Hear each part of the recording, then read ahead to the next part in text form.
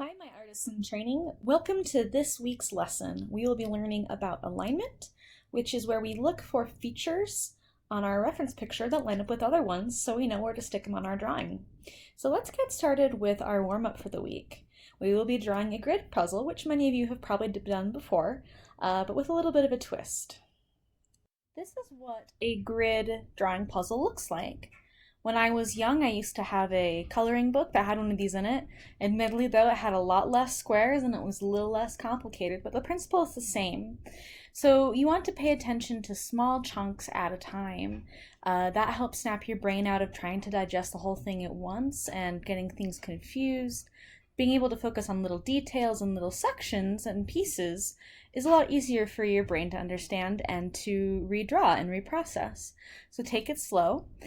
Here I have written that it helps to work upside down, but it's not totally necessary. But what's most important is that you go one box at a time and you try not to draw all at once. And what's nice about these puzzles is they separate those boxes for you. So here, let's look a little bit closer. We've got B1 corresponds with this corner. So this is what this is going to look like. You can see that this sort of starts here and here. It's really nice to be able to use the frame of the reference to help you know where to start to put things.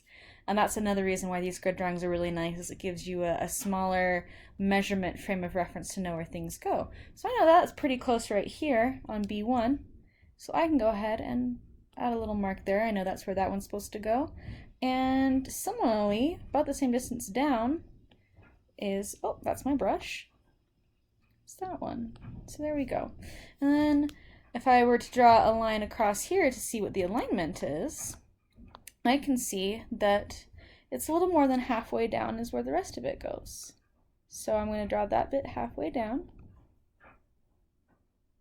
And there you have it. I just drew somewhat roughly what that one looks like.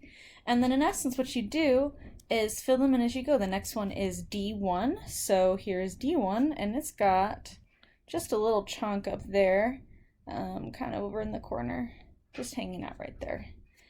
And if you wanted to, something you could do is go in and fill them and find each one. So A1, let's see if we can figure out where A1 ran off to and give it a circle.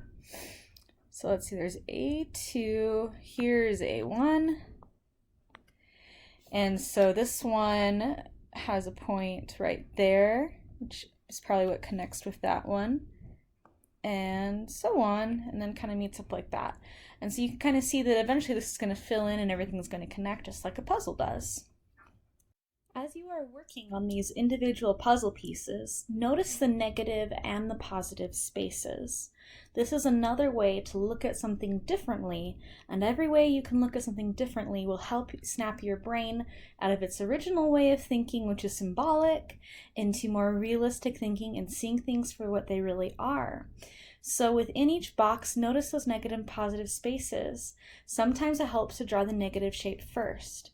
So traditionally, the positive space is whatever the thing is in the picture. If it's a picture of a tree, we'll make a cute little tree here. This tree, all this area that I could fill in right here, that would be considered the positive space. It's taking up the positive space. It's not an absence of space. It's actually filling space. And the negative space is everything else around it, that open area behind it. So what's really nice about these puzzle pieces is it already cuts these up into little bits for you so that it's much easier to draw to see the negative and the positive shapes and then to draw them accordingly. So next piece you see, rather than maybe trying to draw this black part, that positive space, the positive space being whatever the mark is, try drawing the negative space instead and just seeing that, hey, this looks kind of like, well, to me they almost look like little bat ears on a Batman logo. So if I were to redraw this piece right here, let me try and make a little rectangle for it, starting about halfway up, because that's about how far that looks like that starts, I'm going to start drawing this little bat ears and going slow. So that was a little too wide, so I would want to make that a bit more like that. and bring this up, and I'm noticing it kind of curves in a little bit, and then coming down, and then the back kind of starts having a shoulder right here, so I'm going to start bringing out that shoulder as it comes down. So that's not perfect, but it still helps. So that's something you can do as you draw these individual pieces. Now let's look at what the overall warm-up assignment is going to be like. The first thing you gotta do is print out the Tiger Grid puzzle that we have linked in the description. And I'm gonna show you guys that in just a second what that looks like, but it's gonna be very similar to what we did in the previous slide. You're gonna look at those little boxes, copy the positive and negative shapes according to where they're labeled on your reference photo, and the reference photo is included in this document. So let's go ahead and look at that. So here is the first page of the document. This is page 1, and this is your reference page. You can see all of the individual boxes. They're labeled in their corners. And if we scroll down past this middle page to the last page, here are all the empty boxes that correspond with that. You'll just pick the one that you want to draw for that moment. So let's say I wanted to draw this one in the corner, CC. I'd go all the way back up here to CC, and I would draw that one. And you want to fill all of those out, and then I'll show you in a minute what in the world this middle piece is for. So you'll go ahead and do that, copy all of those positive and negative shapes from the corresponding labeled boxes on page 1 to page 2. And then compare your scribble with the reference to see what's different. This is with everything we do in this class. In order to be accurate, we want to make sure we're doing what's actually in the reference picture. So once you've finished doing, maybe one box or even a handful of boxes, hold them up and see what is different and make the changes that you need to make. Once you've copied all the squares from your reference picture, you can now assemble your puzzle. To start, you need to cut out the squares that you drew on. Just as simple. Those are now your new puzzle pieces. Now, for the second part, you have two options. The first is to look at the coordinate that's printed on each corner of your drawing, and then apply glue to the back and place it on the printed grid in its matching square with the same coordinate. That's what this middle page in this document is for.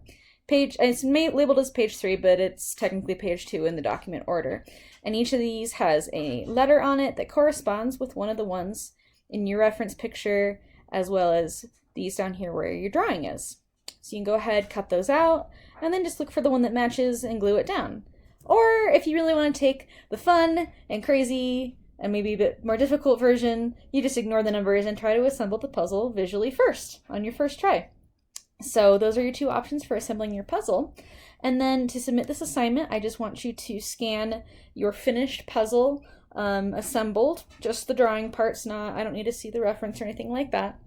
And I'll give you some feedback on that, and you'll be ready to move on to the lesson portion of this week. Enjoy!